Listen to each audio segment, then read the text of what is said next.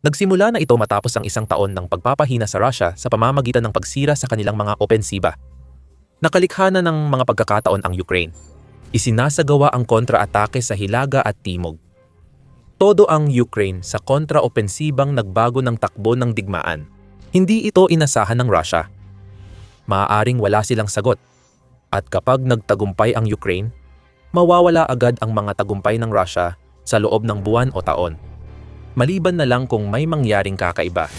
Ire-reveal namin ang twist mamaya sa video. Magsimula tayo sa alam natin sa opensiba ng Ukranya. Noong Pebrero 10, iniulat ng Combat Veteran News sa YouTube ang dalawang kontra-opensiba ng Ukranya sa Hilagang Silangan at Timog Silangan na nagbago sa sitwasyon ng labanan. Hindi gaanong isiniwalat ng Ukranya ang lawak ng kontra-opensiba. May nabawi silang teritoryo na ipapaliwanag pa namin mamaya. Natuto na ang Ukranya mula sa mga dating pagkakamali, lalo na sa bigong kontra-opensiba noong tag-init ng 2023. Hindi pa nila inilalantad ang lahat ng plano nila sa Hilaga at Timog ng Ukranya ngayon. Pero may mga pahiwatig na may malaking mangyayari at ang mga pahiwatig na iyon ay nagmumula sa pagpapalaya ng ilang mga pamayanan na inakala ng Russia na ligtas na nilang nasakop. Una, dadalhin namin kayo sa rehiyon ng Kharkiv. Ang oblast na iyon ay target na ng Russia mula nang magsimula ang digmaan sa Ukraine at ang lungsod na kapangalan nito ay biktima ng biglaang pananakop ni Putin noong Pebrero 2020. Hindi nagtagumpay ang Russia sakupin ang Kharkiv noong unang linggo at buwan ng digmaan at napaatras sila.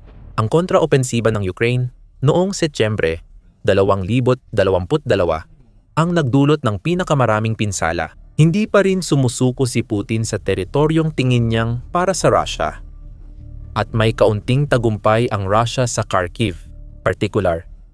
Nagawa ng mga puwersa nito na masakop ang kahit isang bahagi ng maliit na pamayanan na tinatawag na Chuhunivka sa isang punto ngayong taglamig.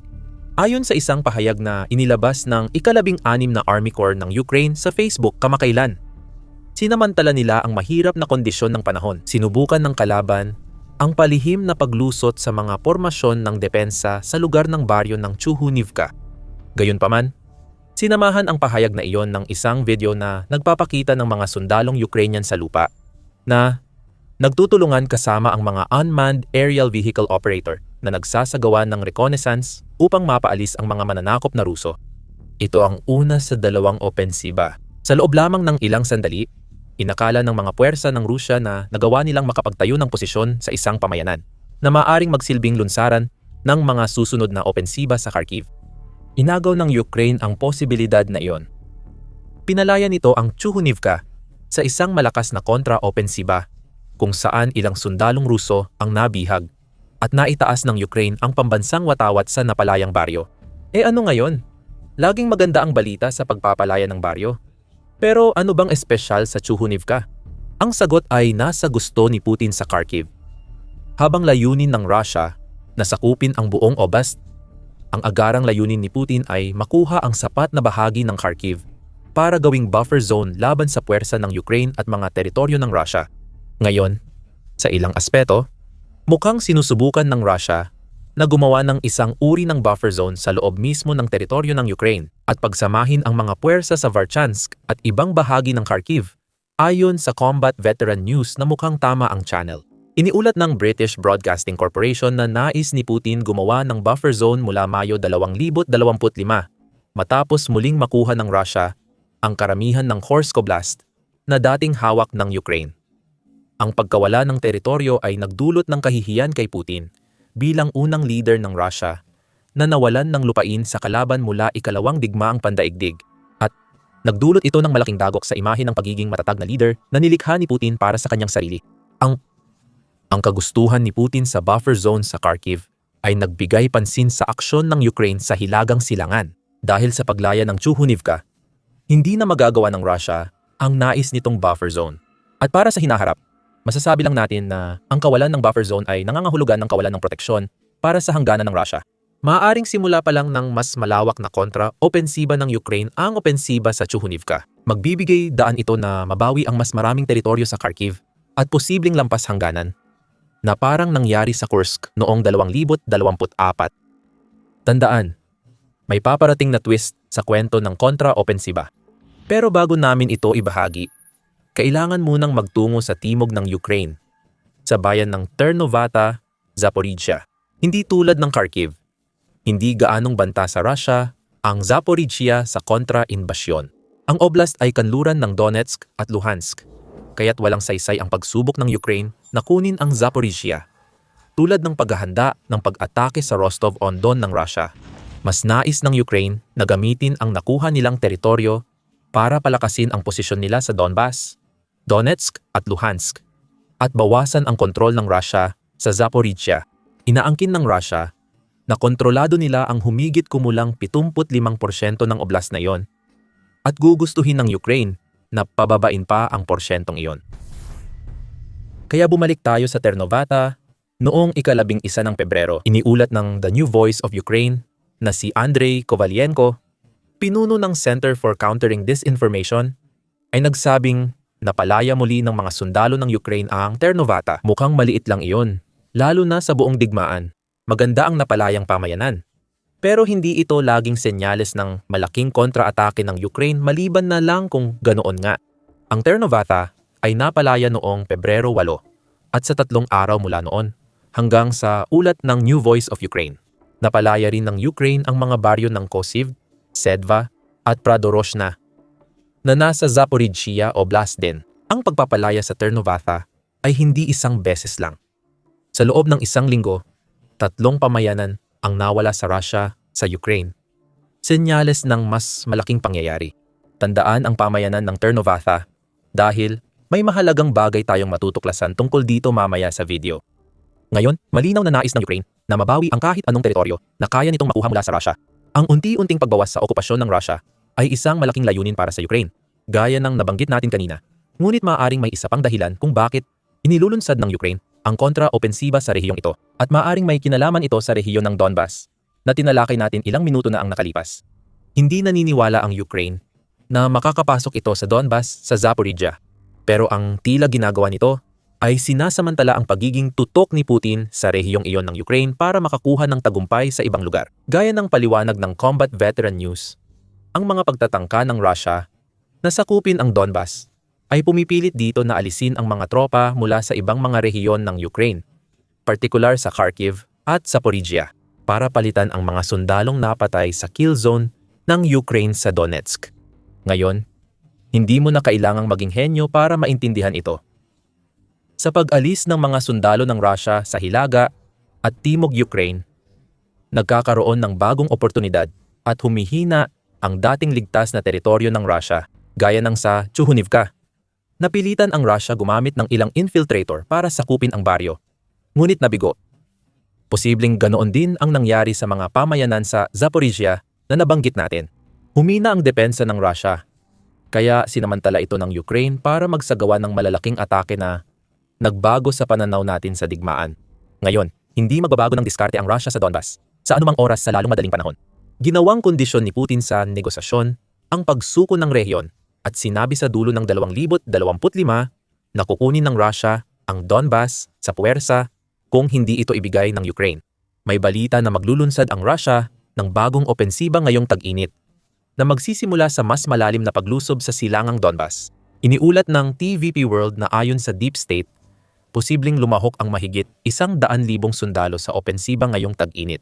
Kailangang manggaling ang mga sundalong iyon. At mukhang Kharkiv at Zaporizhia ang mga lugar na iyon. Ngayon, sinamantala ng Ukraine ang pagkakataon. At ang ibig sabihin nito ay maaring nagsisimula na tayong makakita ng mga unang palatandaan ng kontra-opensiba ng Ukraine sa Hilaga at Timog. Kung bawiin ng Russia ang mga sundalo, kulang sila para mapanatili ang teritoryo sa Kharkiv at Zaporizhia, na halos hindi na rin nila napanghahawakan noon pa. Kung sina Putin at mga kasama niya ay hindi lang tumutok sa Donbas, baka nakita na nila ang mga darating na ito. Noong Enero, 19 iniulat ng The Kiev Post ang pahayag ng Commander-in-Chief ng militar ng Ukraine na si Oleksandr Syrsky. Nauunawaan namin na hindi mo kayang manalo sa digmaan sa pamamagitan lang ng depensa, sabi ni Syrsky, at nagdagdag pa. Kaya naman magsasagawa kami ng mga opensibong operasyon at lalaban para mapanatili ang inisyatiba. Maaring di sineryoso ng Russia ang pahayag, pero ngayon kailangan na nila dahil 4 na pamayanan na wala. 1 sa Kharkiv, 3 sa Zaporizhia. Mukhang perpekto ang sitwasyon para sa Ukraine na ipagpatuloy ang kontraopensiba at mabawi pa ang mas maraming teritoryo. Libu-libong sundalong Russian ang namamatay sa mga kill zone ng Ukraine sa Donetsk. May isa pang kawili-wiling bagay bago tayo dumating sa twist ng kwento na nabanggit kanina. Ayon sa Combat Veteran News, habang nawawala ang mga teritoryo ng Russia sa Hilaga at Timog Ukraine, bumagal din ang pag-usad ng militar ng Russia na parang biglang bumagsak. Ayon sa channel, mabagal at lalo pang bumabagal ang pag-usad na malawak na naiulat. Halimbawa, sinabi ng Euromaidan Press noong Enero 28 na bumagal sa pinakamabagal sa loob ng 9 na buwan ang bilis ng pag-usad ng Russia. At pagsapit ng katapusan ng Enero, ang Russia ay nakakakuha na lang ng napakaliit na average na 6.5 kilometro kwadrado o mga 2.5 milya kwadrado ng Ukraine araw-araw. Umaabot lang sa halos 75 milya kwadrado bawat buwan. Mukhang nagdudulot na ng malalaking problema sa militar ng Russia ang taglamig sa Ukraine. Isaalang-alang ang taglamig at humihinang pwersa ng Russia dahil sa pagkamatay, pag-atras ng tropa, at mga kontra-atake ng Ukraine. Makikita mo ang ganitong mga sitwasyon na nararanasan ngayon sa Kharkiv at Zaporizhia. Ayon sa Combat Veteran News, maaaring sobra ang sinasabing 2.5 milya kwadradong nasasakop ng Russia kada araw dahil karamihan dito ay nasa gray zone malapit sa linya ng labanan. Ito ang mga lugar na pinag-aagawan ng Ukraine at Russia. Kadalasan umaabot sa 15 kilometro kung saan aktibo silang naglalaban. Pabago-bago ang teritoryo. Minsan nakakapasok ang mga tagong tauhan ng Russia sa baryo. Pero kinabukasan, tinatamaan sila ng pag-atake ng Ukraine. Kaya, sa madaling salita, madalas sinasabi ng Russia na nasakop na nila ang isang teritoryo kahit na malayo pa sila sa tunay na pagkontrol dito. At minsan ay mabilis din nilang nawawala ang teritoryong iyon, kasing bilis ng palihim nilang pagpapasok ng 1 o 2 sundalo roon. Ito ang panlilinlang ng Kremlin. Ang mga kontra-opensiba ng Ukraine sa Hilaga at Timog ay inilalantad ang panlilinlang na ito sa tunay nitong anyo. Ang itinatagong katotohanan ni Putin ay nabibigo na ang pagsisikap ng Russia sa digmaan. Ipinapakita ni Putin na parang malapit ng matalo ng Russia ang militar ng Ukraine.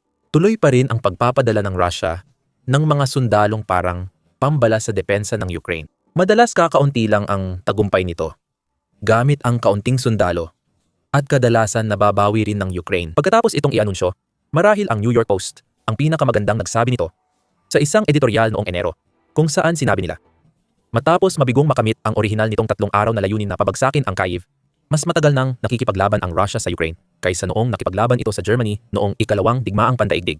Hindi nagawang pabagsakin ng mga Ruso ang depensa ng Ukraine at hindi rin nila kayang lusubin ang Kyiv. 4 na taon nang sinimulan ng Russia ang pananakop na nauwi sa pagkakatigilan. Walang alang anumang estratehikong pag-usad sa labanan ang nagawa ng bansa noong 2025, ibig sabihin, wala itong nabihag na malalaking lungsod o iba pang mahahalagang teritoryo. Ngayon, habang humihina ang depensa ng Kremlin sa Donbas, gumaganti ang Ukraine. Sa nakaraang linggo, 4 na baryo ang napalaya. Posibleng marami pang susunod sa Kharkiv at Zaporizhia. Lahat ng ito ay nauuwi sa twist na ilang beses naming nabanggit sa video. Kasama sa twist na ito, ang pagbubunyag ng kasinungalingan ng Kremlin ng Ukraine. Magsisimula tayo sa mga pangunahing bagay. Habang nababawi ng Ukraine ang mga teritoryo sa Kharkiv at Zaporizhia, sinasabi ng mga Russian military blogger na umuusad din ang Ukraine sa ibang lugar. Sinabi ng mga blogger na nagsasagawa ng opensiba ang Ukraine malapit sa mga hangganan ng Zaporizhia at Dnipropetrovsk. Iniulat ng Euromaidan Press na ayon sa mga blogger, tinutulak ng Ukraine na mabawi ang Sosnivka, Novolyaksandrivka, Oleksandrivka at Nechevka na nasa hilaga ng Huli Apolya. Sabi ng mga blogger na wala ang access ng puwersa ng Russia sa Stalin terminals dahil pinalimitahan ni Elon Musk ang paggamit ng mga iligal na terminal. Ang maulap na taglamig ay tumutulong sa Ukraine makamit ang tagumpay. Iba pang teritoryong malapit sa Oleksandrivka at Huliapolya na sinasabing inaatake ng Ukraine ayon sa mga blogger ay ang Proluki, Zarikna, Pishakna, Orestopil, Velikomi, Kelivka, Dobropilya at ang Ternovata na nabanggit na natin. Sa unang tingin, May saysay ito, lalo na sa mga pamayanan sa Zaporizhzhia Oblast na muling nababawi ng Ukraine. Pero may kakaiba sa lahat ng ito. Parang may kaduda-duda. Nagsimulang magtanong ang ilang mga outlet. Kabilang na ang pinakamahalagang tanong na bakit ang mga Russian military blogger, karamihan konektado sa Kremlin, ay biglang naging bukas tungkol sa malaking pagkawala ng teritoryo na ikinahiya ni Putin at ng militar ng Russia. Tandaan, hiniling naming alalahanin mo ang Ternovata sa video kanina. Ito ang dahilan, sabi ng Institute for the Study of War. Institute for the Study of War, hindi nagkokontra-opensiba ang Ukraine sa karamihan ng teritoryong binanggit ng mga military blogger ng Russia. Hindi ibig sabihin nito na hawak pa rin ng Russia ang mga teritoryong iyon. Malamang, hindi talaga nila ito nakontrol. Sa mga pahayag na ito tungkol sa kontra-atake ng Ukraine, ayon sa Institute for the Study of War, tinatangka ng Russia na pagtakpan ang totoong nangyayari sa labanan.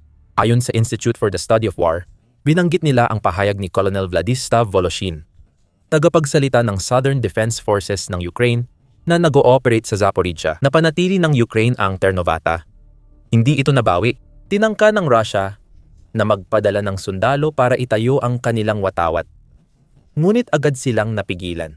Ang totoo, ang linya ng labanan ay mga 10 hanggang 15 kilometro o 6.2 hanggang 9.3 milya ang layo mula sa Ternovata. Sabi ni Voloshin, gawa-gawa lang ng Russian military blogger na may malawakang kontra-opensiba ang Ukraine sa iba't ibang lugar. Ngayon, posible na sinusubukan ni Voloshin na itago ang papel ng Ukraine dito. Ayon sa Institute for the Study of War, mas posible na mga Russian military blogger ang naglabas ng pahayag tungkol sa kontra-opensiba upang itago ang katotohanang hindi naman talaga nakuha ng Russia ang teritoryong sinasabing inaatake ng Ukraine dahil mula pa noon ay pag-aari na ito ng Ukraine. Ang di umano'y paglaya ay panlilin lang para pagtakpan ang sobrang pagyayabang ng Russia sa kanilang tagumpay sa labanan. Napansin ni Voloshin na pinalalaki ng puwersang Ruso ang kanilang pagsulong at tinaya niya ito. Ginagamit nila ngayon ang mga pahayag sa kontra-opensiba ng Ukraine para pagtakpan ang kanilang kasinungalingan, ayon sa ulat ng Institute for the Study of War. Ngayon, nagbago na ang lahat. Ibig sabihin, bahagi ng kontra-opensiba ng Ukraine na binabanggit ng mga Russian military blogger ay hindi naman talaga nangyari at di na kailangan gawin. Kontrolado ng Ukraine ang mga pamayanan dahil nabigo ang Russia na sakupin ang mga ito. Kaya dapat nating tanungin, ano lang ba ang tiyak nating alam matapos ang revelasyong ito? Mula pa sa simula, alam natin na ang mga komandante ng Russia ay nagpapadala ng maling ulat ng tagumpay sa Kremlin, marahil para mapasaya si Putin. Habang hindi nagtatagumpay ang kanilang mga sundalo sa sinasabi nilang ginagawa nila, alam din natin na patuloy pa ring nagsasagawa ng kontra-opensiba ang Ukraine. Sa 4 na lugar na nabanggit sa video, ang muling pagbawi ng Ternovata lang ang pinagdududahan dahil hawak na ng Ukraine ang teritoryong iyon noon pa. Hindi kasama sa listahan ng military blogger ang mga baryo at bayan sa Kharkiv at Zaporizhzhia na sinasabing nabawi ng Ukraine, tulad ng Chuhunivka, Kosivtseva at Pridorozhna, kaya't nabawasan pa rin ang teritoryo ng Russia dahil sa kontra-opensiba ng Ukraine. Hindi kasing dami ng inaangkin ng Russia, habang tinatago nito ang katotohanang nagsisinungaling ito tungkol sa teritoryong hawak. At ang huling bagay na tiyak nating alam ay ito, tiyak na umaatake ang Ukraine kahit hindi sa mga lugar na binabanggit ng Russian bloggers. Noong Pebrero 6, sinabi ni Syrskyi na halos 1/4 ng mga labanan ay sa pagitan ng Ukraine at Russia. Sa ilang bahagi ng 1,000 at 200 kilometrong or 700 at 45 milyang linya ng harapan, ang Ukraine ang nagtutulak, hindi ang Russia. Sa madaling salita, isa sa 4 na pag-atake ay kontra-opensiba ng Ukraine laban sa mga puwersang Ruso na sumasakop sa kanilang teritoryo. Mahalagang tandaan na ang 25% ng opensiba ng Ukraine ay hindi ibig sabihin na nabawi nila ang 25% ng teritoryong nakuha ng Russia. Ibig sabihin, umaatake na ang Ukraine, gaya ng nakita sa Kharkiv at Zaporizhzhia. Alam na rin natin ngayon na malamang ay pinalalaki ng Russia ang kanilang mga tagumpay sa loob ng ilang buwan. Mas maganda ang posisyon ng Ukraine ngayon para ituloy ang kontra-opensiba at mabawi pa ang mas maraming teritoryong sinakop ng Russia. Nagsimula na ang bagyo at dahil plano ng Ukraine ang opensiba sa 2026, mas lalakas pa ito. Mag-iiwan ito ng wasak na puwersa ng Russia at mga napalayang teritoryo. Sa ibang bahagi ng Ukraine, nakikita nating Ukraine ang umaatake sa Russia, sa Kupiansk, na nasa rehiyon din ng Kharkiv. Isang lungsod na dati ay parang nawala na. Halos lubos nang nabawi ng Ukraine ang kontrol dito. Paano ito nagawa ng Ukraine? Malaking tulong ang mga drone.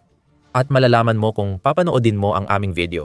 Kung nagustuhan mo ang video, mag-subscribe sa The Military Show para sa higit pang revelasyon tungkol sa digmaan sa Ukraine.